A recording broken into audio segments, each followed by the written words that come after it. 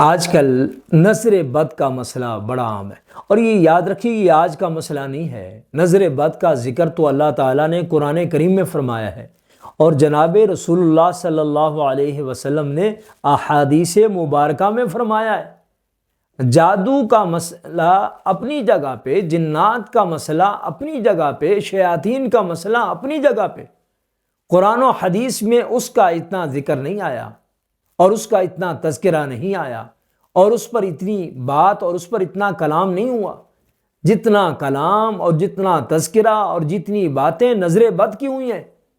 نظر بد تو انسان کو اپنی بھی لگ جاتی ہے، اپنے ماں باپ کی بھی لگ جاتی ہے، اپنے بہن بھائیوں کی بھی لگ جاتی ہے۔ یہ تو اپنی جگہ پر ہے۔ حاسدین کا معاملہ، مخالفین کا معاملہ، اور جو آپ کو دیکھنا پسند نہیں کرتے ان کا معاملہ تو اپنی جگہ پر ہے۔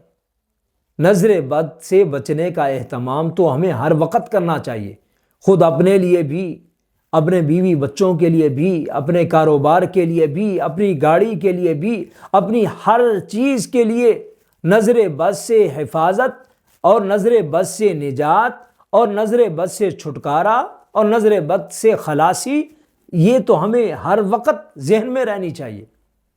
سب سے بڑا عمل تو اس کے لیے معوذتین ہے۔ سورہ فلق اور سورۃ الناس سے بڑا عمل نظر بد سے چھٹکارے کا کوئی نہیں ہے۔ آپ پڑھیے۔ ہم سمجھتے ہیں کہ شاید جادو یا جنات یا آسیب یا شیاطین یا اس طرح کی چیزوں کے لیے ہی فلق اور ناس ہے۔ نہیں، سب سے بڑا اثر انشاءاللہ تعالی معمول بنائیے تو صحیح، سورہ فلق اور سورۃ الناس کو کثرت سے پڑھیے، حاسدین کے حسد سے، شریروں کے شر سے، اور ہر قسم کی مخالفین کی مخالفت سے، ہر قسم کی نظر لگانے والوں کی نظر بد سے انشاءاللہ تعالی محفوظ رہ جائیں گے۔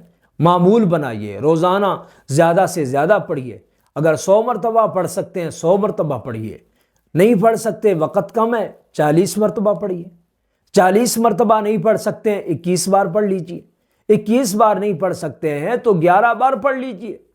ارے بھائی 11 بار نہیں پڑھ سکتے ہیں تو 7 بار پڑھ لیجیے، 7 بار نہیں پڑھ سکتے ہیں تو کم از کم درجہ 3 بار کا ہے، پڑھیے۔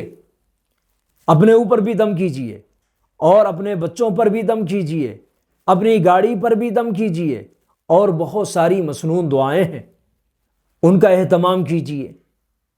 اللہ کے نبی صلی اللہ علیہ وسلم نے فرمایا کہ نظر بد سے جانور یعنی سواری کی چیز، گھوڑوں پر سواری ہوتی تھی، اونٹوں پر سواری ہوتی تھی، جانور کو نظر بد ہانڈی میں اور انسان کو قبر تک پہنچا دیتی۔